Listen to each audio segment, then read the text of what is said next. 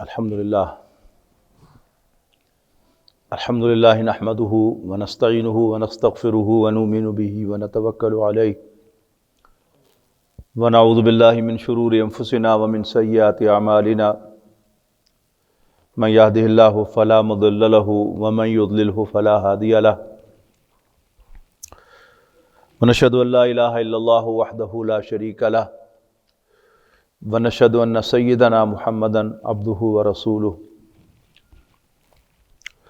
Ursula بالہدی ودین الحق لیظہرہ علی الدین کلہ وکفی باللہ شہیدا فصلی اللہ علیہ وسلم تسلیما کثیرا کثیرا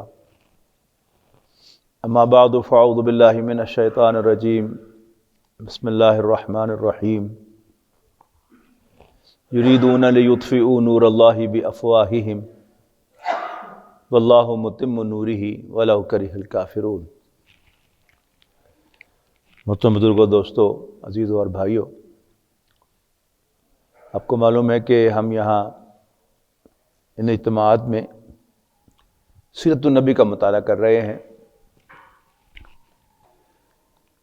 انتہائی دلچسپ اور ہدایت کا خزانہ وہ نبی اکرم صلی اللہ علیہ وسلم کی سنت و سیرت ہے کہ نبی اکرم صلی اللہ علیہ وسلم پر وحی کا آغاز ہوا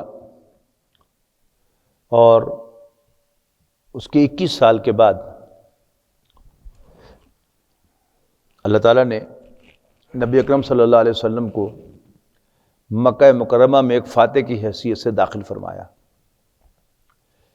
نبی اکرم صلی اللہ علیہ وسلم نے یہ جد و جہد کیسے کی اور کس طرح اللہ تعالیٰ کی مدد آپ کے شامل حال رہی، یہ ایک بہت دلچسپ موضوع ہے اور اس میں ہمارے لیے بے پناہ ہدایت ہے۔ آپ کو یاد ہوگا کہ ہم نے پچھلی مرتبہ بنو قریظہ یعنی غزوہ بنو قریظہ تک ہم پہنچ گئے تھے، لیکن اس کی تفصیل بیان کرنے کا میں نے آپ حضرات سے وعدہ کیا تھا۔ آپ اپنے آپ کو اس فریم میں لے جائیے، ٹائم فریم کے اندر، کہ ہجرت کے فوراً بعد نبی اکرم صلی اللہ علیہ وسلم نے پہلے 6 ماہ میں 3 کام کیے۔ مسجد نبوی تعمیر فرمائی، مسلمانوں کے درمیان مواخات قائم کی، اور میثاق مدینہ میں آپ نے یہودیوں کو جکڑ لیا۔ لیکن یہود کسی بھی طرح خوش نہیں تھے، اس لیے کہ وہ تو حضور صلی اللہ علیہ وسلم کے جانی دشمن بھی تھے اور آپ کی رسالت کے دشمن بھی تھے۔ لیکن بہرحال کس طرح وہ جال میں آ گئے، وہ پھنس گئے، اس لیے کہ نبی اکرم صلی اللہ علیہ وسلم نے تو ان کے ساتھ کوئی انفیئر معاملہ نہیں کیا۔ آپ نے تو انہیں متوجہ کیا کہ تم آپس میں لڑتے کیوں ہو، تمہیں آپس کے معاملات ٹیبل پہ بیٹھ کے طے کرنا چاہیے، اور انہوں نے ایگری کیا۔ اور پھر سوال آیا کہ اگر کوئی فریق راضی نہ ہو تو آپ نے فرمایا کہ اپنے میں سے کسی کو آربیٹریٹر مقرر کر لو کہ پھر اس کی بات سب لوگ مان لیں۔ اور انہوں نے خود ہی نبی اکرم صلی اللہ علیہ وسلم کو وہ حیثیت دے دی جس کے بارے میں نے عرض کیا تھا کہ وہ یہود کی سب سے بڑی غلطی تھی کہ انہوں نے نبی اکرم صلی اللہ علیہ وسلم کو اپنے سیاسی معاملات میں آربیٹریٹر تسلیم کر لیا، جبکہ مذہبی اعتبار سے وہ نبی اکرم صلی اللہ علیہ وسلم کے مخالف تھے اور آپ کو اللہ کا رسول نہیں مانتے تھے۔ بنو قینقاع سب سے پہلے نکالے گئے مدینہ منورہ سے، وہ واقعہ میں آپ کو پورا بیان کر چکا ہوں۔ اس کے بعد بنو نذیر نکالے گئے، اس لیے کہ انہوں نے نبی اکرم صلی اللہ علیہ وسلم کو قتل یعنی معاذ اللہ شہید کرنے کا پروگرام بنایا، لیکن اللہ تعالیٰ نے ان کا وہ منصوبہ بھی ناکام بنا دیا۔ تو رسول اللہ صلی اللہ علیہ وسلم نے ان کے خلاف بھی ایکشن لیا اور انہیں مدینہ بدر کر دیا۔ اب یہ تیسرا قبیلہ جو تھا بنو قریظہ تھا۔ میں تفصیل بیان کر چکا ہوں کہ غزوہ احزاب سے پہلے ایک نو مسلم سردار نے، قبیلے کے سردار نے رسول اللہ صلی اللہ علیہ وسلم کی اجازت سے بنو قریظہ اور قریش کے درمیان ایک غلط فہمی پیدا کی۔ بنو قریظہ سے کہا کہ تم ان کے آدمی یرغمال لینا، انہیں کہا کہ تم انہیں کوئی بندہ یرغمال نہ دینا۔ اس سے بھی کنفرم ہوا کہ وہ قریش کے ساتھ کوئی گفتگو کر رہے ہیں، لیکن نبی اکرم صلی اللہ علیہ وسلم نے پھر بھی باقاعدہ کچھ صحابہ کو بھیجا انویسٹیگیٹ کرنے کے لیے، اور انہوں نے بھی آ کر کنفرم کیا کہ ہاں بنو قریظہ جو ہیں وہ اس جنگ میں قریش کا ساتھ دے رہے ہیں۔ اور پھر وہ واقعہ پیش آیا کہ ایک بنو قریظہ کا یہودی مسلمانوں کے انکلوژر کا چکر لگاتے ہوئے پکڑا گیا، اور حضرت صفیہ رضی اللہ تعالی عنہا حضور صلی اللہ علیہ وسلم کی پھوپھی محترمہ نے خیمے کی لٹ نکال کر اس کا کام تمام کیا۔ اس سے بھی کنفرم ہوا کہ بنو قریظہ اپنے معاہدے پر قائم نہیں ہے۔ غزوہ خندق کے ختم ہو جانے کے بعد نبی اکرم صلی اللہ علیہ وسلم نے ہتھیار اتار دیے، لیکن جبرائیل علیہ السلام حاضر خدمت ہوئے اور فرمایا کہ اللہ کے رسول آپ نے ہتھیار اتار دیے؟ اللہ نے تو ابھی ہتھیار نہیں اتارے۔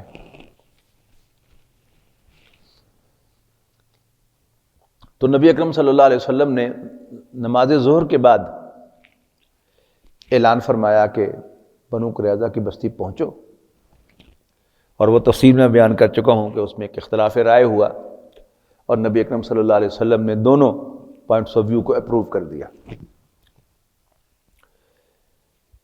جب نبی اکرم صلی اللہ علیہ وسلم اور صحابہ اکرام نے بنو قریظہ کی بستی کا محاصرہ کیا تو ان کے قلعہ نما گھر تھے، اور یہ پورا شہر ان کا جو بستی تھی وہ قلعہ بند تھی۔ ان کے سردار اسد نے، جس کا پچھلی نشست میں بھی ذکر آیا تھا،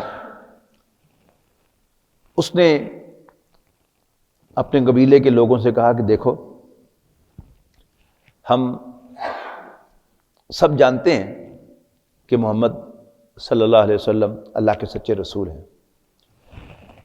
ہمارے لیے بہترین راستہ یا پہلا آپشن یہ ہے کہ ہم حضور صلی اللہ علیہ وسلم کو اللہ کا رسول ماننے کا اعلان کریں، ہماری جان، مال، عزت، آبرو سب کچھ محفوظ ہو جائے گا۔ لیکن مجھے پتا ہے کہ تم میری یہ تجویز نہیں مانو گے۔ دوسرا آپشن ہمارے پاس یہ ہے کہ ہم اپنے بچوں اور اپنی عورتوں کو اپنے ہاتھ سے قتل کر دیں، اور پھر ہم آ جائیں میدان میں، جو ہو سو دیکھی جائے گی۔ لیکن میرا خیال ہے کہ تم میری اس تجویز کو بھی نہیں مانو گے۔ اور پھر تیسرا آپشن یہ ہے کہ ہم محمد کے سامنے صلی اللہ علیہ وسلم ہتھیار ڈال دیں، اور پھر جو بھی معاملہ وہ ہمارے ساتھ کریں۔ بنو قریظہ کے لوگوں نے اس تیسری آپشن کو پسند فرمایا، لہذا بنو قریظہ نے ہتھیار ڈال دیے۔ یہ جو تین یہودیوں کے قبیلے تھے، ان میں سے جو پہلے دو قبیلے جن کا ذکر آ چکا ہے، جنہیں مدینہ بدر کیا گیا، وہ دونوں قبیلے بنو خزرج کے حلیف تھے، اور یہ قبیلہ بنو قریظہ یہ بنو اوس کا حلیف تھا۔ اب بنو اوس آئے نبی اکرم صلی اللہ علیہ وسلم کے پاس کہ اللہ کے رسول، بنو قینقاع اور بنو نذیر ہمارے بھائیوں بنو خزرج کے حلیف تھے، آپ نے ان کی سفارش پر ان کے ساتھ نرمی کی تھی، یہ ہمارے حلیف ہیں، تو آپ ان سے بھی نرمی فرمائیں۔ تو نبی اکرم صلی اللہ علیہ وسلم چونکہ ان جنرل بنو اوس سے زیادہ خوش تھے، اس لیے کہ بنو اوس کی طرف سے نبی اکرم صلی اللہ علیہ وسلم کو کوئی تکلیف نہیں پہنچی تھی، جبکہ عبداللہ ابن ابی جو تھا وہ خزرجی تھا، اور وہ اس کے قبیلے کے کچھ اور لوگ بھی اس کے ہم نوا تھے، تو رسول اللہ صلی اللہ علیہ وسلم کو وقتاً فوقتاً عبداللہ ابن ابی اور اس کے ساتھیوں کی طرف سے ٹف ٹائم ملتا رہتا تھا۔ لہذا نبی اکرم صلی اللہ علیہ وسلم نے یہودیوں سے کہا، بنو قریظہ کے لوگوں سے، ان کے سردار سے، بھئی کیا تمہارا معاملہ میں بنو اوس کے حوالے نہ کر دوں؟ انہوں نے کہا جی بالکل منظور ہے، بالکل منظور ہے۔ بنو اوس کے سردار تھے سعد ابن معاذ رضی اللہ تعالیٰ عنہ، بہت ہی مخلص مسلمان تھے، بہت مخلص مسلمان تھے۔ یہ واحد صحابی ہیں کہ جو غزوہ خندق میں زخمی ہوئے تھے اور پھر شہید بھی ہوئے۔ انہیں ایک تیر جو ہے وہ آ کر لگا تھا ان کے شانے کے قریب، اور جس سے ان کی ایک بڑی رگ جو تھی وہ پھٹ گئی تھی۔ بہرحال خون تو رک گیا، لیکن ظاہر ہے ایک بہت بڑا زخم تھا۔ ہوا یہ کہ اپنے خیمے میں یہ آرام کر رہے تھے، اور ایک بکری جو تھی وہ اچھلتی کودلتی وہ ان کے اوپر آن چڑھی۔ اور یہ ذہن میں رہے کہ اس وقت عرب کلچر میں چارپائی کا کوئی تصور نہیں تھا۔ اگر آپ میں سے کسی عرب دوست کے ہاں جانا ہوا ہو حج اور عمرے کے موقع پر، ایون جو وہاں پاکستانی آباد ہیں، تو وہاں آپ کو ملتا ہے کہ دیوار کے ساتھ ساتھ گدے لگے ہوئے ہیں، اور پیچھے ٹیک لگانے کے لیے بھی گدا اور ہے، اور عام ریسٹ کے طور پر بھی درمیان میں یعنی سیٹیں بنی ہوئی ہیں اور گدے لگے ہوئے ہیں۔ تو آج بھی ان کا یہ کلچر برقرار ہے، تو بستر بھی زمینی اور نشست بھی زمینی۔ تو وہ اپنے خیمے میں آرام کر رہے تھے بیماری کی وجہ سے، تو ایک بکری اچھلتی ہوئی جو ہے ان کے زخم پہ اوپر آ کر اس نے پاؤں رکھ دیا، اور اس سے پھر دوبارہ بلیڈنگ شروع ہو گئی، اور اسی سے پھر ان کا انتقال بھی ہو گیا۔ انہیں گدھے پر سوار کر کے لایا گیا بنو قریظہ کی بستی میں، تاکہ اب وہ فیصلہ کریں، وہ جو بھی فیصلہ کریں گے نبی اکرم صلی اللہ علیہ وسلم نے کہا کہ میں اس فیصلے پر عمل درآمد کروں گا، اب تمہارا معاملہ جو ہے یہ اوس کے حوالے ہے۔ حضرت سعد ابن معاذ رضی اللہ تعالیٰ عنہ حاضر خدمت ہوئے، اور نبی اکرم صلی اللہ علیہ وسلم نے ان کا استقبال کیا، اور لوگوں سے کہا کہ بھائی قبیلے کا سردار آیا ہے، اس کا استقبال کرو۔ وہ جو میں نے عرض کیا نا کہ حضور صلی اللہ علیہ وسلم کو اس قبیلے کی طرف سے ٹھنڈ تھی۔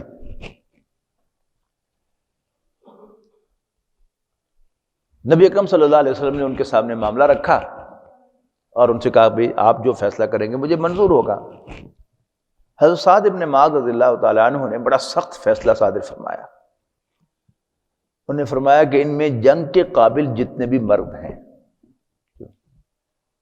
ان سب کو قتل کر دیا جائے، ان کی گردن اڑا دی جائے، اور ان کے بچوں، ان کی عورتوں اور ان کے بوڑھوں کو غلام بنا دیا جائے۔ اب چونکہ چیف ایگزیکٹو مدینہ منورہ کے رسول اللہ صلی اللہ علیہ وسلم تھے، لہذا نبی اکرم صلی اللہ علیہ وسلم نے ظاہر بات ہے کہ اس فیصلے کو ایگزیکیوٹ فرمایا، اور 600 سے 700 کے قریب جو افراد تھے ان کی گردنیں ماری گئی۔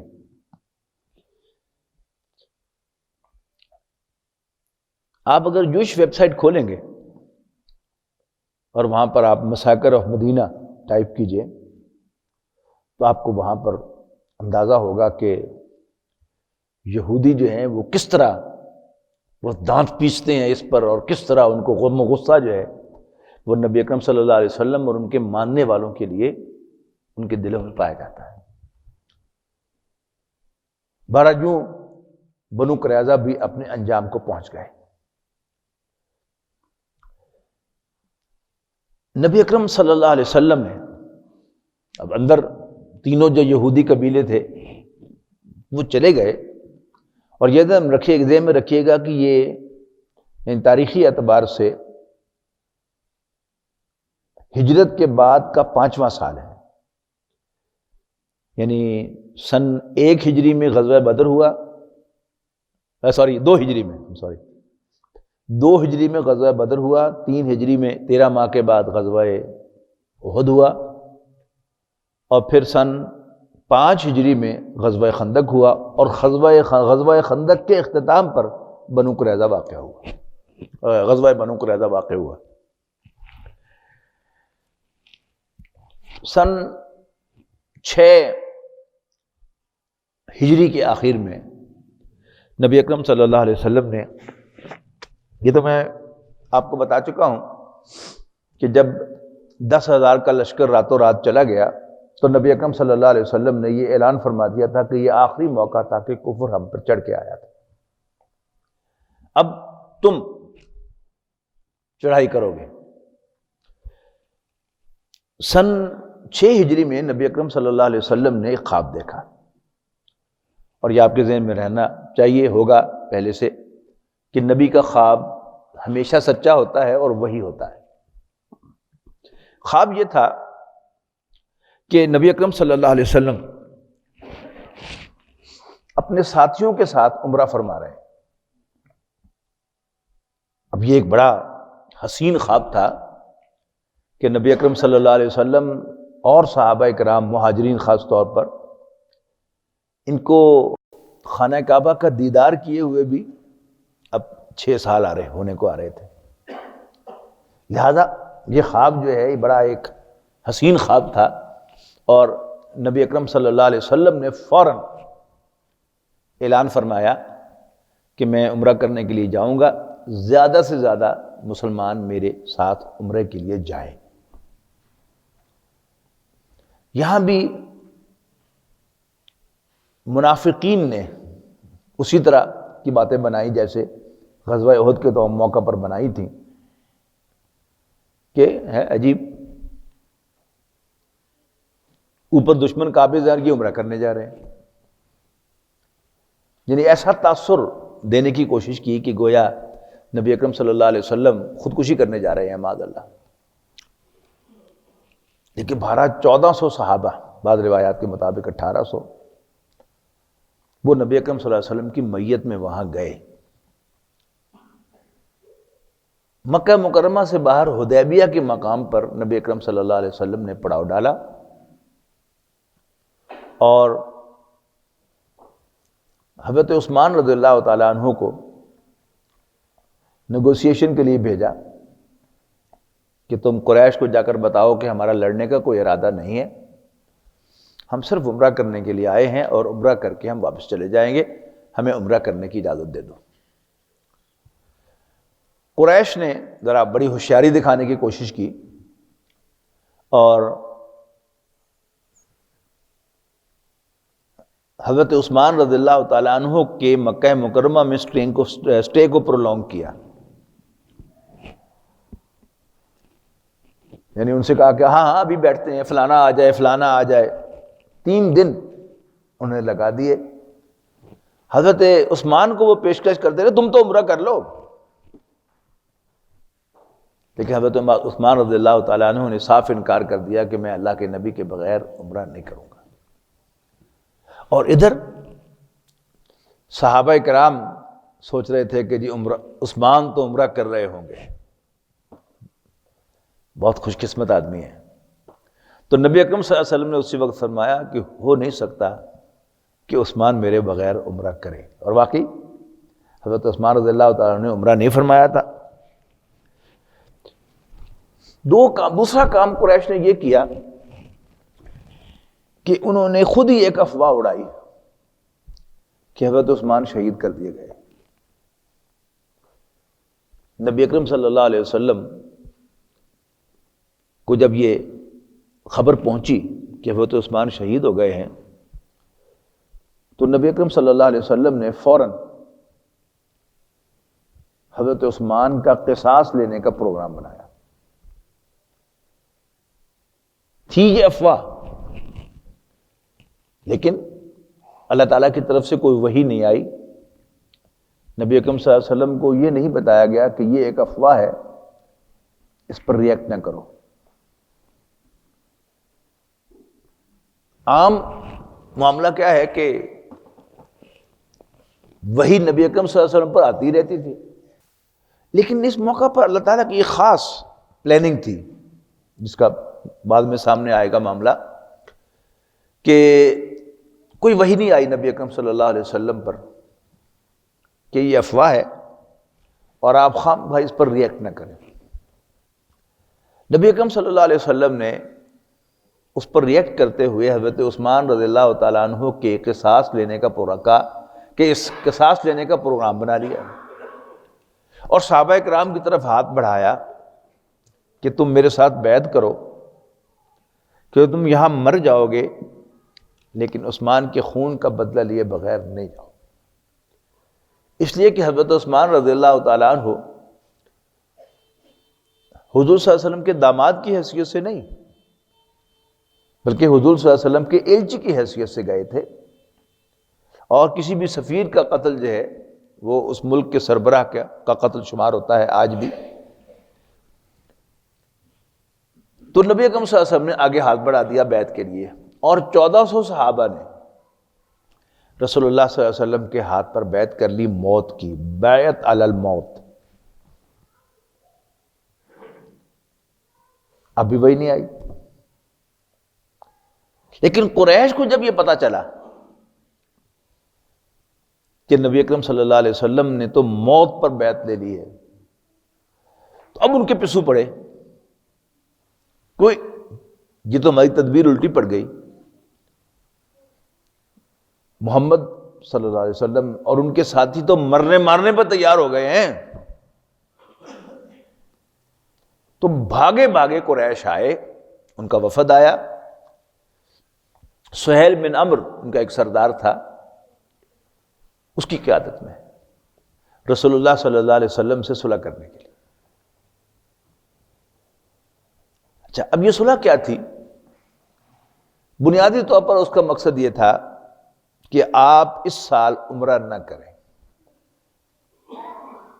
آپ اگلے سال آئیں عمرہ کرنے کے لیے، اور آپ جو ہیں وہ صرف ایک تلوار لے کے آئیں گے، اور وہ بھی نیام کے اندر ہوگی، اور آپ صرف 3 روز قیام کریں گے۔ ہم پہاڑوں پر چلے جائیں گے اس لیے کہ ہم برداشت نہیں کر سکتے کہ تم ہماری موجودگی میں وہاں خانہ کعبہ کا طواف کرو اور عمرہ کرو، لہٰذا ہم پہاڑوں پر چلے جائیں گے، تم آنا، طواف کرنا، سعی کرنا، اور بس کل 3 دن قیام کر کے تم واپس چلے جاؤ گے۔ لیکن جب بھی کوئی صلح ہوتی ہے، معاہدہ ہوتا ہے، تو آپ کو معلوم ہے کہ اس میں کچھ نہ کچھ گیو اینڈ ٹیک ہوتا ہے، لیکن اس معاہدے کی ایک عجیب بات تھی کہ اس میں صرف 1.5 گیو تھا قریش کی طرف سے۔ ایک تو یہ گیو تھا کہ تم عمرہ کرو گے اس سال نہیں اگلے سال، تو آدھا گیو کیا نا انہوں نے، اور باقی جو ساری شکیں تھیں وہ لے کر آئے، وہ سب مسلمانوں کے خلاف تھیں، اور کوئی برابری کا رنگ اس میں نہیں تھا کہ اگر کوئی شخص مکے سے اسلام قبول کر کے مدینے آئے گا تو حضور صلی اللہ علیہ وسلم اس کو واپس بھیجنے کے پابند ہوں گے، لیکن اگر کوئی مسلمان یہاں سے پھر کر مکے جائے گا تو مکے والے اس کو واپس نہیں کریں گے۔ یہ کیا تھی؟ یہ بالکل ان ایون معاہدہ تھا، یعنی صحابہ کرام، آپ خود اپنے اوپر قیاس کیجئے نا، کہ ہم میں سے کوئی عمرہ کرنے کی نیت سے جائے اور سعودی عرب میں اس کو انٹری نہ ملے، اس کے ویزے وغیرہ کا کوئی مسئلہ ہو، اور سعودی عرب سے وہ ڈیپورٹ کر دیا جائے، واپس جہاز پہ چڑھا دیا جائے، تو اس پر بیتے گی کیا؟ تو صحابہ کرام کے اندر یہ بات جو تھی وہ بہت زیادہ جذبات کو چڑھانے والی اور بھڑکانے والی تھی۔ پھر خاص طور پر جب یہ واقعہ ہوا، یعنی یہ شک آئی، اور بھاگے بھاگے ایک صحابی وہ مسلمان ہو کر حضور صلی اللہ علیہ وسلم کے پاس آ گئے اور کہا کہ جی ابھی معاہدہ لکھا نہیں گیا تو میں حاضر ہوں، مجھے تو آپ رکھ لیں۔ تو حضور صلی اللہ علیہ وسلم نے کہا ہاں ٹھیک ہے، لیکن سہیل بن عمرو نے اعتراض کیا کہ دیکھیے ابھی اگرچہ معاہدہ لکھا نہیں گیا لیکن آپ نے اگری تو کر لیا نا. آپ نے فرمایا ہاں. ان کا پھر آپ کو واپس کرنا چاہیے. تو نبی اکرم صلی اللہ علیہ وسلم نے اس صحابی کو بھی قریش کے پاس واپس بھیج دیا. اس پر صحابہ کرام بہت زیادہ مشتعل ہوئے. حضرت عمر رضی اللہ تعالیٰ عنہ ساری عمر پچھتاتے رہے, استغفار کرتے رہے کہ حضور صلی اللہ علیہ وسلم کے سامنے پہلی مرتبہ اونچی آواز میں اور آخری مرتبہ اونچی آواز میں بولے آگے, یا رسول اللہ السنا علی الحق, اللہ کے رسول کیا ہم حق پر نہیں ہیں؟ آپ نے فرمایا بلا کیوں نہیں, ہم حق پر ہے. تو میں نے کہا پھر پنجابی کہتے ہیں تھلے لکی کو اس سے صلح کر رہا ہے, ہم لڑ سکتے ہیں ان سے. اللہ کے رسول صلی اللہ علیہ وسلم نے فرمایا کہ صبر کرو. صرف ایک شک, اچھا صرف یہی نہیں, مسلمانوں کو مشتعل کرنے والی اور باتیں بھی تھیں. یعنی معاہدہ زبانی طے پا گیا, اب آئی لکھنے والی سٹیج. تو ایسے ہی ہوتے ہیں معاہدات کے پہلے نیگوسیشن ہوتی ہے, کچھ چیزیں اگری ہوتی ہیں, پھر لکھی جاتی ہیں, پھر پڑھ کر سنائی جاتی ہیں, اور دونوں جو پارٹیز ہوتی ہیں اس میں کچھ لفظی ترمیم کرتی ہیں کہ نہیں یہ الفاظ یوں نہیں, ایسے ہونے چاہیے, ایسے ہونے چاہیے. تو حضرت علی رضی اللہ تعالیٰ عنہ نے وہ معاہدہ لکھا اور پڑھ کر سنایا. اس میں اوپر ہیڈنگ تھا کہ بین محمد الرسول اللہ صلی اللہ علیہ وسلم والقریش, کہ یہ معاہدہ محمد رسول اللہ صلی اللہ علیہ وسلم اور قریش کے درمیان طے پا رہا ہے. سہیل بن عمرو کہنے لگا نو, اگر ہم آپ کو اللہ کا رسول ہی مان لیں تو پھر جھگڑا کس بات کا؟ نہیں, یہاں پر لکھو یہ معاہدہ محمد اور قریش کے درمیان طے پا رہا ہے صلی اللہ علیہ وسلم. تو نبی اکرم صلی اللہ علیہ وسلم نے اس بات بھی اگری کر لیا قریش کے ساتھ کہ ٹھیک ہے تمہارا پوائنٹ ویلڈ ہے کہ تم تو مجھے اللہ کا رسول نہیں مانتے, ٹھیک ہے. اب حضرت علی رضی اللہ تعالیٰ عنہ سے رسول اللہ صلی اللہ علیہ وسلم آیا کہ بھئی ہاں علی یہ کاٹ دو, رسول اللہ کا لفظ یہاں سے کاٹ دو. تو حضرت علی نے بھی ایک ٹیکنیکل نقطہ اٹھا لیا کہ اللہ کے رسول یہ تو آپ کو اللہ کا رسول نہیں مانتے, میں تو مانتا ہوں, تو میں کیسے کاٹ سکتا ہوں. تو نبی اکرم صلی اللہ علیہ وسلم چونکہ پڑھے لکھے نہیں تھے تو آپ نے حضرت علی سے پوچھا کہ مجھے قلم دو, بتاؤ کہاں لکھا ہے رسول اللہ, تو انہوں نے بتایا کہ یہ لکھا ہے, تو آپ نے اس پر قلم پھیر دی. ایک صرف شک تھی کہ جو برابری کی بنیاد پر تھی, وہ بھی مسلمانوں کے حق میں نہیں تھی, برابری کی بنیاد پر تھی. وہ شک یہ تھی کہ عرب کا کوئی بھی قبیلہ آزاد ہوگا, چاہے تو وہ محمد کا صلی اللہ علیہ وسلم الائی بنے یا وہ قریش کا الائی بنے, اتحادی. ایک قبیلہ تھا جس کا نام بنو بکر تھا, وہ قریش کا الائی تھا, قریش کا اتحادی قبیلہ تھا. اس کی دشمنی تھی ایک اور قبیلے بنو خزاعہ کے ساتھ. تو جلدی سے اس معاہدے کے جلد ہی بعد بنو خزاعہ نے رسول اللہ صلی اللہ علیہ وسلم سے دوستی کر لی. تو قریش کو اس پر بھی بڑا غصہ آیا, اچھا تمہاری یہ جرت, یعنی جب بھی کوئی قبیلہ, اس وقت قبیلے ہی بس ملک ہوتے تھے پورے پولیٹیکلی, اور آج کیا ہے, آج ملک ہیں. آج بھی اگر کوئی قبیلہ, کوئی ملک امریکہ کے دشمن کے ساتھ کوئی معاہدہ کرنا چاہے, جس کو امریکہ نے دشمن ڈکلیئر کیا ہوا ہو یا نہ ہو, وہ بات دوسری ہے. جیسے ایران ہے, تو ایران کو امریکہ نے اپنا دشمن ڈکلیئر کیا ہوا ہے, لہذا آپ کو معلوم ہے کہ ہم گیس پائپ لائن کا معاہدہ بھی نہیں کر سکے. تو قریش کو بڑا غصہ آیا ہے, تمہاری یہ جرت. اور اب وہ موقع کی تلاش میں تھے کہ کب ہم بنو خزاعہ کو سبق سکھائیں کہ انہوں نے ہمارے دشمن یعنی حضرت محمد مصطفیٰ صلی اللہ علیہ وسلم کے ساتھ دوستی کیوں کی ہے. اور سن 7 ہجری میں، یہ میں رکھی نا اب کیلنڈر، اگلا مہینہ اگلا سال شروع ہو گیا. یہ صلح حدیبیہ جو ہوئی یہ سن 6 ہجری میں ہوئی، اور معاہدے کے مطابق اگلے سال یعنی ذی قعدہ سن 7 ہجری میں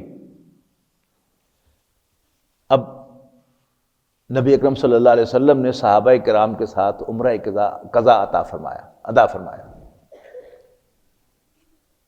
بالکل اسی اصول کے مطابق جو طے ہوا تھا. آپ نے صرف 3 دن مکہ مکرمہ میں قیام کیا، عمرہ کیا، طواف کیے، اور پھر وہاں سے واپس آ گئے.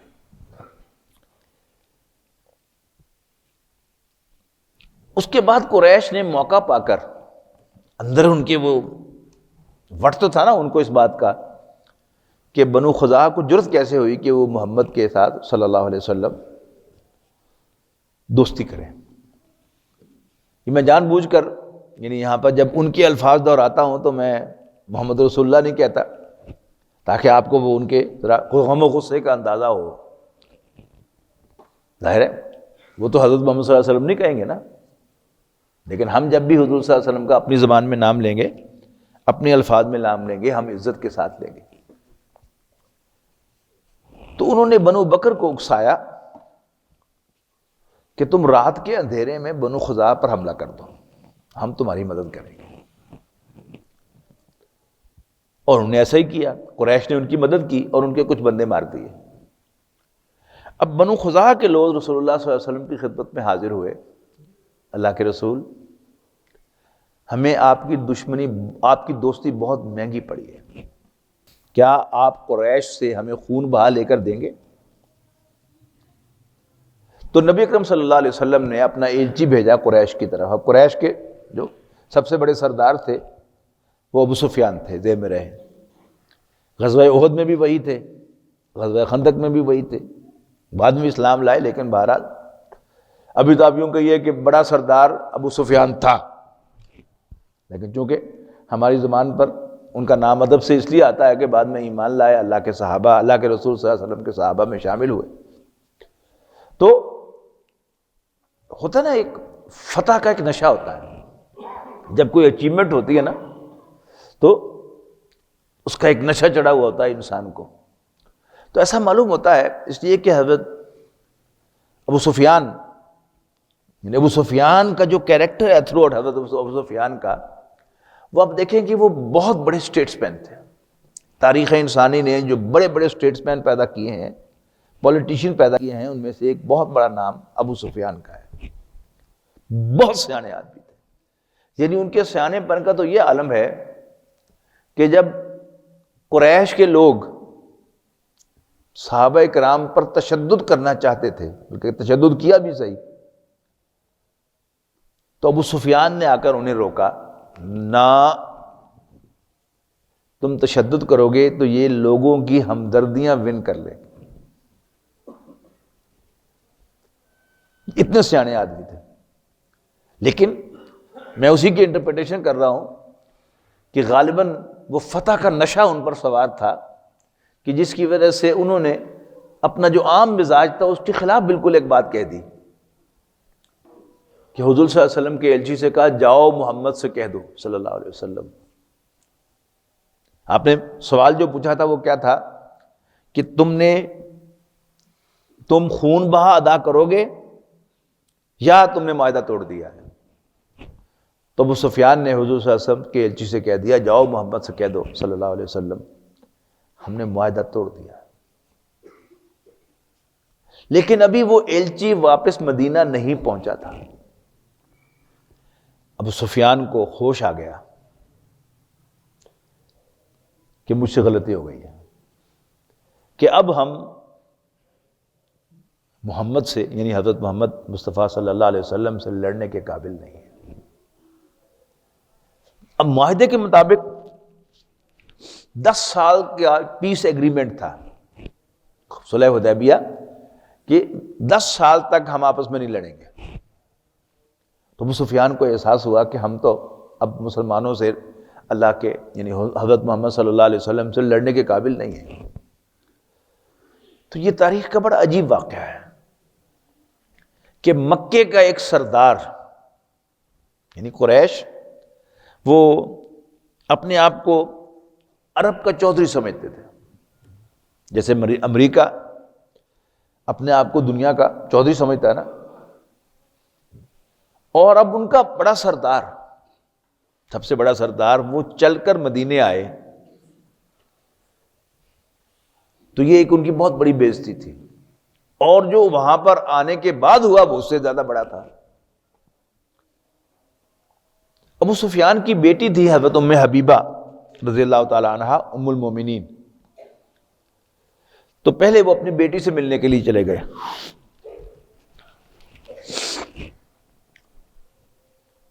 فرشی بستر تھے جیسے پہلے میں آپ کو بتا چکا ہوں، تو رسول اللہ صلی اللہ علیہ وسلم کا بھی فرشی بستر تھا. تو ابو سفیان اس بستر پر بیٹھنے لگے تو بیٹی نے بستر لپیٹ دیا. بھائی ٹھہرو. ٹھہر گئے، انہیں بستر لپیٹ دیا. تو ابو سفیان نے بیٹی سے پوچھا کہ بیٹا میں اس بستر کے قابل نہیں تھا یا یہ بستر میرے قابل نہیں تھا؟ تو ام المومنین حضرت ام حبیبہ رضی اللہ تعالی عنہ نے کہا کہ ابا جی آپ اس بستر کے قابل نہیں تھے اس لیے کہ اللہ کے رسول کا بستر ہے اور آپ مشرک ہیں، نجس ہیں. اور پھر وہ آئے مسجد نبوی میں بات کرنے کے لیے. اب حضور صلی اللہ علیہ وسلم کے پاس ڈائریکٹلی تو نہیں جا سکتے تھے نا، اور صحابہ کرام بھی الرٹ کرے تھے کہ ابو سفیان کیا کرنے آیا ہے، حضور صلی اللہ علیہ وسلم کو کوئی نقصان نہ پہنچائے. حضرت علی کے پاس گئے کہ یہ آپ کے بھائی بھی ہیں، داماد بھی ہیں، چچیرے بھائی تھے نا. تو حضرت علی نے کوئی بات نہیں سنی. حضرت عمر کے پاس گئے، حضرت عمر نے دوسری طرف منہ کر لیا.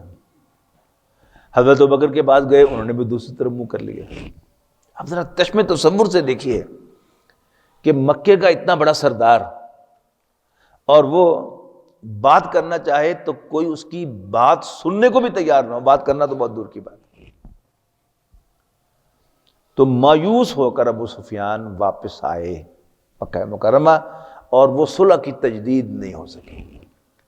یعنی رسول اللہ صلی اللہ علیہ وسلم نے تو اس معاہدے کا، اس صلح کا احترام کیا، اور قریش سے بھی پوچھوایا کہ تم نے صلح توڑی ہے یا تم خون بہا دو گے. تو قریش کے سردار نے خود ہی کہہ دیا کہ جاؤ کہہ دو کہ ہم نے صلح توڑ دی. اب یہ اپنے ذہن میں رکھیے گا کہ یہ اب 7 ہجری جا رہا ہے. سن 8 ہجری میں رسول اللہ صلی اللہ علیہ وسلم نے مکہ مکرمہ پر حملہ کرنے کا پروگرام بنایا، اس کو فتح کرنے کے لیے. لیکن آپ نے اس کو سیکرٹ رکھنے کی صحابہ کرام کو نصیحت کی کہ کسی سے ذکر نہ ہو اس کا. وہاں ایک مسلمان، بڑے مخلص مسلمان تھے، بدری صحابی تھے، ان سے ایک غلطی ہو گئی اور انہوں نے ایک سیکرٹ لیٹر قریش کے نام لکھ کر ایک عورت جو مکہ مکرمہ کی طرف جا رہی تھی اس کو دے دیا. اب یہاں دیکھیے رسول اللہ صلی اللہ علیہ وسلم کے پاس وحی آ گئی. صلح حدیبیہ جو ہے یہ اس کو قرآن مجید میں فتح مبین کہا گیا ہے. انا فتحنا لک فتحا مبینا، سورۃ فتح کا آغاز ہوتا ہے ان آیات سے کہ اے نبی ہم نے آپ کو فتح مبین عطا کر دی. اور یہ فتح مبین کیسے ہے؟ نبی اکرم صلی اللہ علیہ وسلم کی سیرت کا ایک بہت اہم باب ہے جس کو بہت لائٹلی لیا گیا ہے اور اس کو اہمیت نہیں دی گئی. حالانکہ سیرت النبی کا ٹرننگ پوائنٹ جو ہے وہ یہی ہے. اور انشاءاللہ میں آئندہ جمعہ زندگی رہی تو تفصیل سے میں روشنی ڈالوں گا کہ قدم قدم پر وحی آتی تھی، صبح و شام وحی آتی تھی. لیکن نبی اکرم صلی اللہ علیہ وسلم نے خواب دیکھا، خواب درست تھا، سچا خواب تھا.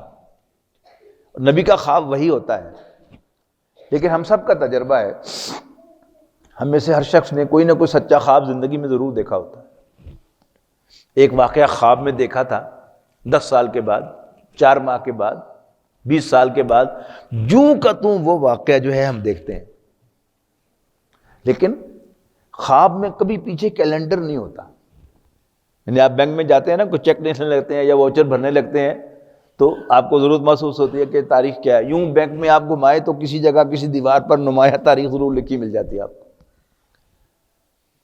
خواب میں پیچھے کیلنڈر نہیں ہوتا کہ آج کون سی تاریخ ہے، لیکن اللہ تعالیٰ نے کوئی وحی نہیں بھیجی کہ اے میرے نبی یہ خواب اس سال کا نہیں ہے، اگلے سال کا ہے۔ وہ جو عمرہ قضا آپ نے کیا تھا وہ خواب تو اس کا تھا۔ پھر جو افواہ پر نبی اکرم صلی اللہ علیہ وسلم نے عمل فرمایا اس پر بھی کوئی وحی نہیں آئی کہ نہیں پریشان ہونے کی ضرورت نہیں ہے، یہ افواہ ہے، عثمان تو زندہ ہے رضی اللہ تعالیٰ عنہ۔ یہ ساری وہ اللہ تعالیٰ کی مدد تھی، اور اللہ تعالیٰ کی مدد نرالی ہوتی ہے۔ حضرت یوسف علیہ السلام کو ہر شخص نے ڈسا، ہر شخص نے مطلب پورا کیا، لیکن اللہ تعالیٰ نے صرف ایک چیز ان کو دے دی، وہ کیا تھی؟ خوابوں کی تعبیر کا علم سکھا دیا۔ اور اسی سیڑھی پر چڑھ کر حضرت یوسف علیہ السلام مصر کے سب سے اعلیٰ ایوان کے اندر پہنچ گئے، سب سے بڑے وزیر بن گئے مصر کے۔ تو یہ کیا ہے؟ یہ اللہ تعالیٰ کے کام نرالے ہوتے ہیں۔ یہ ہمارا تھوڑ دلا پن ہوتا ہے کہ ہم اللہ تعالیٰ کے فیصلوں پر راضی نہیں ہوتے، اور ہم اپنی عقول وہاں پر لگاتے رہتے ہیں کہ ایسا ہونا چاہیے تھا، اوہو ایسا کیوں ہو گیا، یہ کیوں نہیں ہوا، یہ کیوں ہو گیا۔ حالانکہ ہمارا ایمان کیا ہے؟ کچھ نہیں ہوتا، سب اللہ تعالیٰ ہی کرتا ہے، اور اللہ تعالیٰ کا کوئی کام بغیر حکمت کے نہیں ہوتا۔ تو اللہ تعالیٰ نے کس طرح صلح حدیبیہ کو فتح مبین بنایا بظاہر، یعنی وہ صلح حدیبیہ کہ جس میں حضور صلی اللہ علیہ وسلم نے بظاہر دب کر صلح کی، جس میں بظاہر قریش نے نبی اکرم صلی اللہ علیہ وسلم کو ہر طرح سے دبایا، لیکن وہ فتح مبین تھی۔ تو وہ کیسے فتح مبین بنی، اس پر انشاءاللہ گفتگو ہوگی، اور پھر آگے کے جو واقعات ہیں اس پر انشاءاللہ ہم گفتگو کریں گے۔ اقول قولی ھذا واستغفر اللہ لی ولکم ولسائر المسلمین والمسلمات۔ بہت شکریہ۔ وَلَقَدْ